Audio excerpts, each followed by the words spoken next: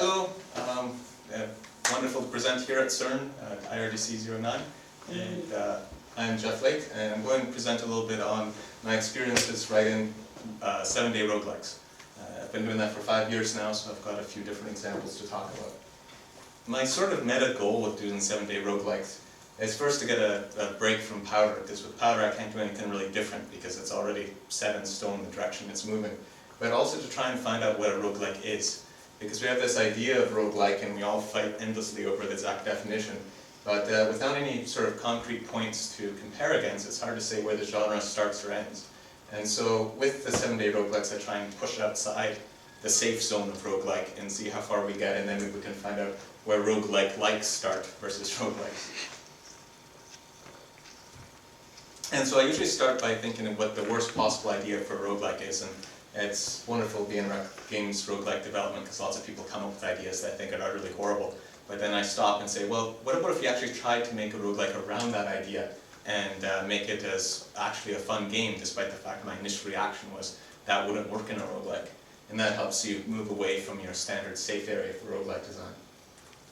And so the first example of these I did was for the first 7-day roguelike, which was You Only Live Once. This is the obligatory screenshot. And my motivation there was the belief that plot is useless in a roguelike.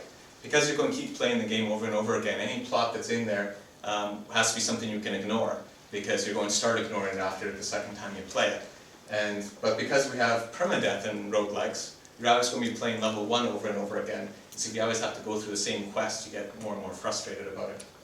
And so with You Only Live Once, I decided to make a roguelike that was built around plot, but still had permadeath. And so I built something that was basically just a simple dungeon crawl with a chatty overworld where there's lots of townspeople for you to talk to everywhere. But the idea is that you have lives that die and you lose permanently, but you only have a finite number of them. And those lives are actually the different townsfolk. So the first character you play is the little boy Timmy, and he goes in the dungeon and gets himself killed because he's really weak. And then you go back and you take over another character of the town. And you repeat this until you either complete the plot or you run out of characters in the town. And one of the things I did was try and make sure that as you progress to later townsfolk, the townsfolk got more and more powerful. So hopefully you win the first time you play, because the village elder is this really powerful character that can throw fireballs around and slaughter kobolds in one hit. And my results from doing this is that I feel I did make a good game with it. It's a sort of light vignette role-playing game. This is something that seems to be common in interactive fiction, to make very short games that sort of just describe a sort of scenario, but RPGs tend to fall into this let's make 80 hours versus let's make something that's short in a couple hours that just explores an area, which I think there could be more fun done with. And it has a lot of responses that is very emotionally engaging because you're actually playing these different roles, and you also then see from the different characters their responses when the people in the town start dying off. When I try and classify it as a genre, I'd say it's not a roguelike, it's a CRPG. And this is because it is about a highly fixed plot. The fun of the game is exploring the content of that plot, not about exploring the sort of procedural rule set that define the game. And that's something I think is important for roguelikes. The next roguelike that I did was Letter Hunt. And here's a screenshot of that game. And with this one thing roguelikes are renowned for is their ASCII interface, that they use letters to represent all the creatures and things that you fight. So when you fight a rat, you don't fight a picture of a rat or the word rat, you're fighting the letter R. And with Letter Hunt, I embraced that sort of dual nature, and that's how it came about. And so the idea was that with each monster you kill, you get a letter added to your word bar at the top. And as soon as you complete a word on the word bar, you get like a bonus and score that way. And that's the only way you actually get score points. It's not by killing 100 monsters, it's by actually spelling words. And also gives you the power-ups to keep going deeper. And the game itself is an unending dungeon crawl. There's no quest where you complete that, you just go until you run out of hit points and you die. And for the analysis of whether or not it was successful or not as a game, the big trouble is that you have to kill the monsters in a specific order. Now that adds a lot of interest and challenge of setting up which monster you kill when to spell the word you want. But it means that you really don't play at the roguelike level very much. You aren't actually playing as a dungeon crawler killing these monsters. You're very much playing it as a Scrabble game, trying to match the words. And the other trouble is it does automatic word recognition, and this makes it almost impossible to create a good word set. Because when you get a large enough dictionary, it's going to contain all these weird 3-letter words I've never heard of before that it'll start matching. You're like, that's not a word, why is it matching it? But it was used once in the 1800s. And the other big problem is its balance is completely out of whack, where it gets hard way too quickly. I was afraid people would play it forever, so I had the difficulty ramp up very quickly. And so the upshot is it doesn't actually play that long. So the next attempt was Save Scummer. And again, you notice that I keep having almost the same look to each of these. That's one trouble with screenshots with the roguelikes, is you don't get very much variety necessarily, especially if you build on your old engine.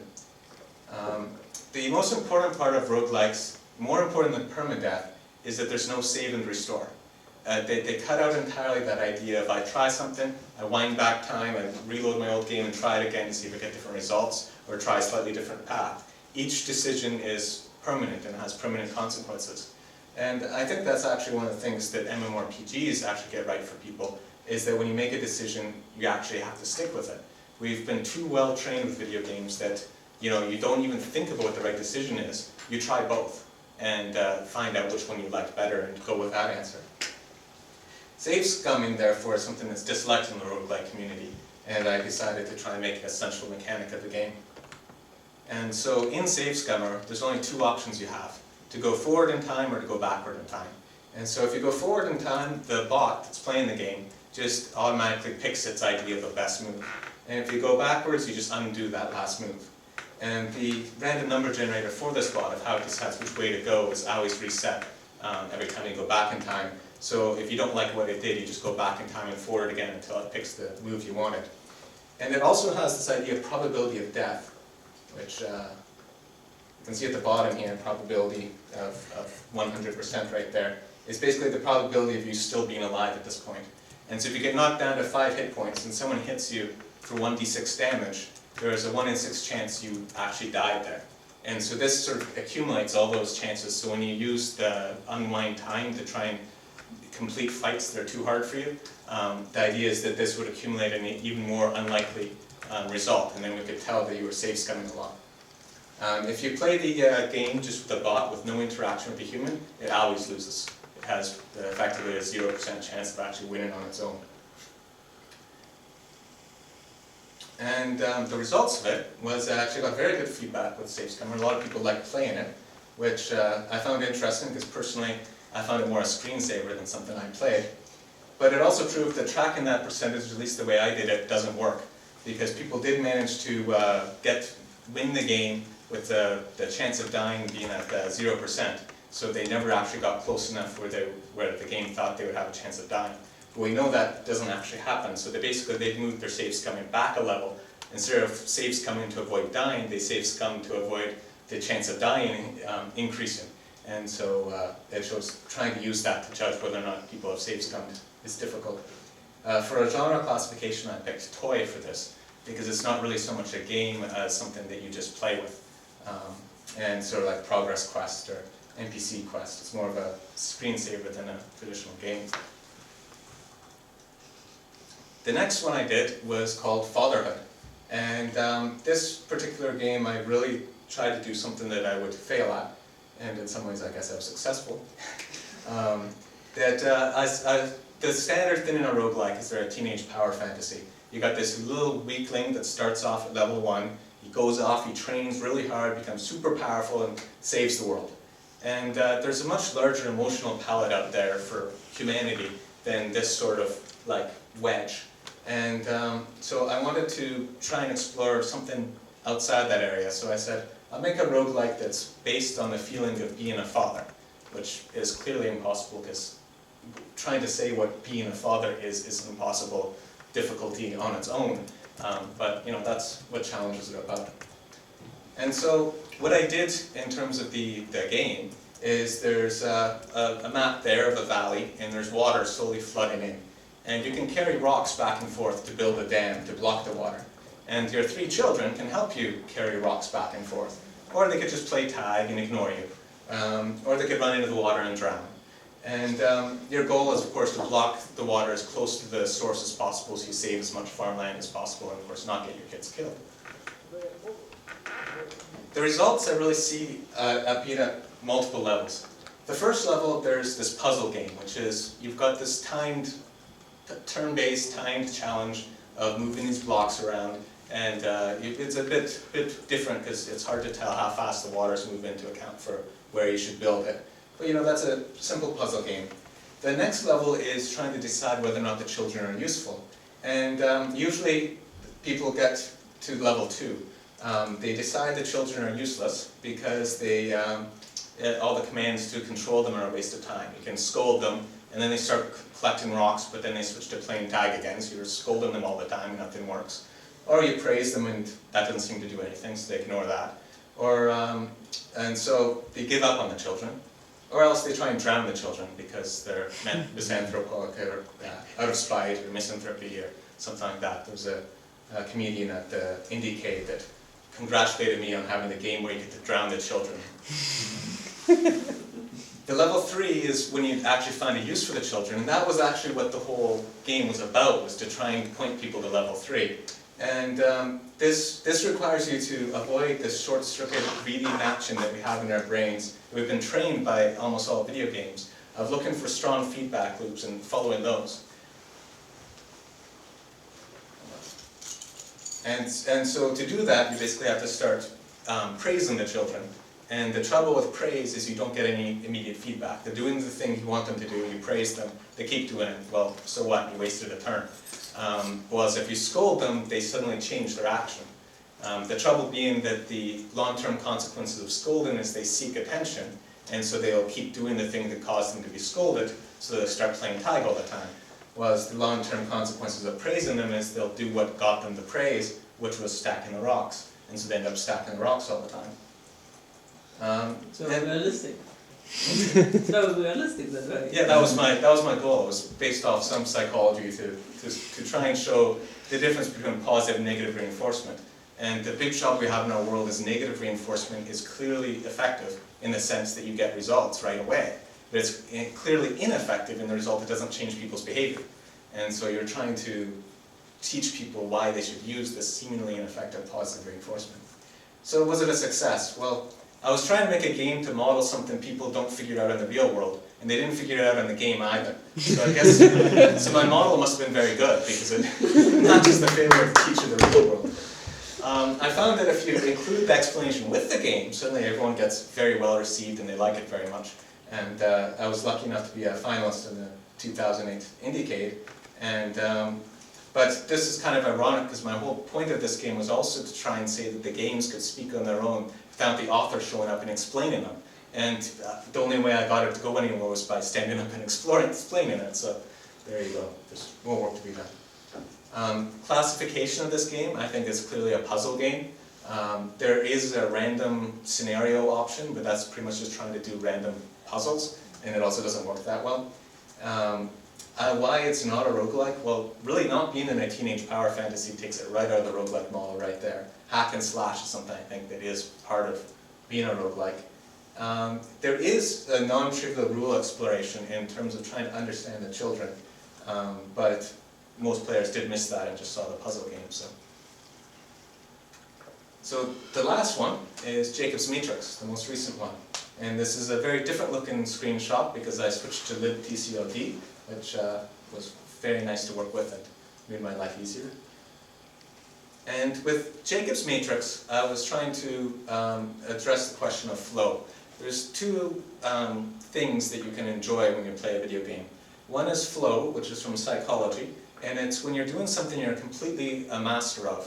You're just making the right decision all the time, and it's taking all your attention, and you just go into the zone, and you're just there playing. And the other one is fun, and that's, I'm using Ralph Koster's definition here, where fun is more of those MacGyver moments. It's when you actually learn. It's the endorphin rush you get when you figure something new out. And so it's something that shows up when you're still in the process of getting to the flow level of ability, where you encounter something you haven't dealt with before, and you have to figure out, how do I deal with this situation? So my claim is that flow gets you killed in roguelikes, at least stuff like NetHack and Powder. If you get too into the zone, you don't notice the fact you're now in a unique situation you're supposed to learn in, and so you end up dying.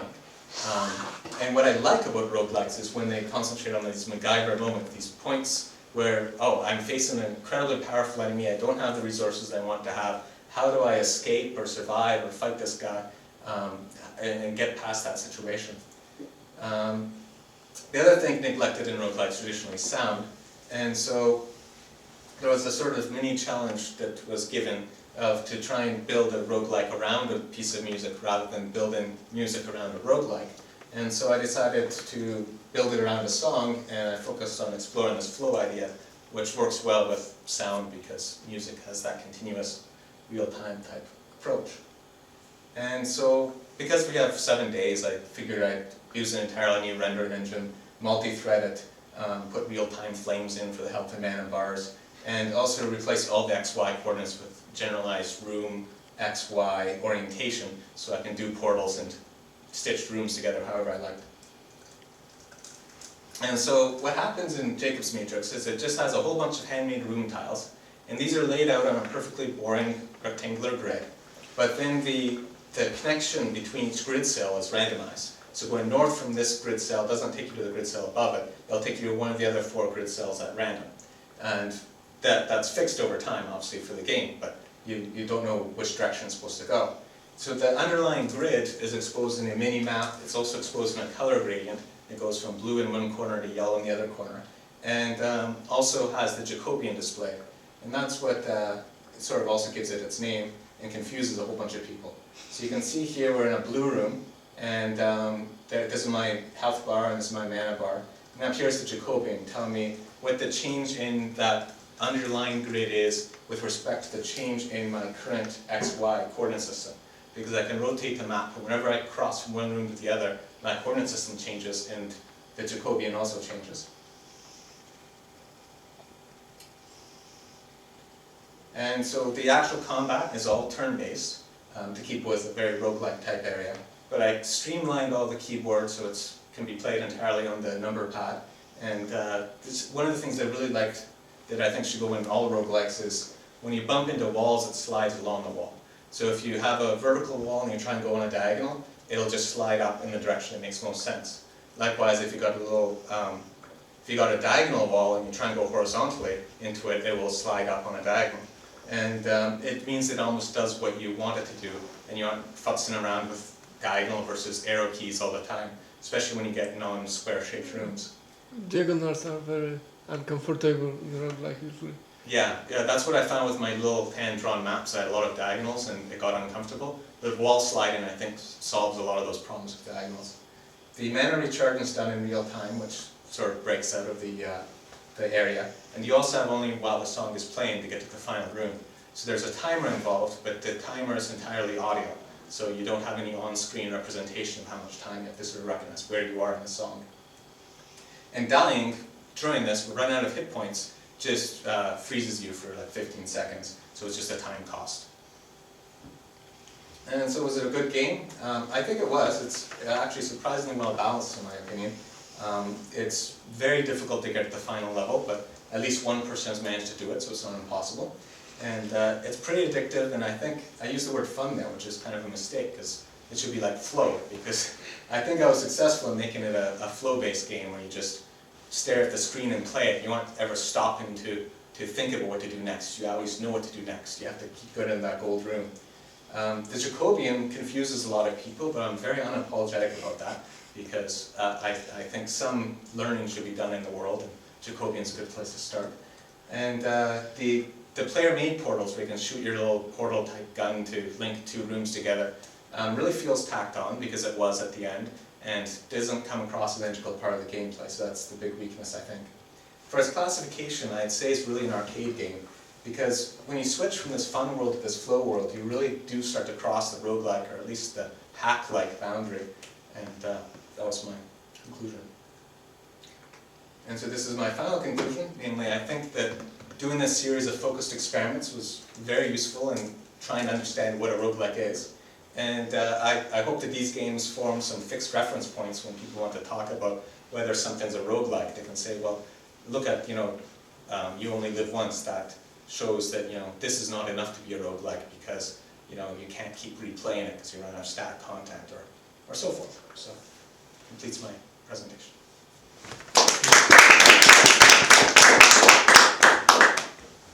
Do you want to just stop it and we'll restart for the questions so that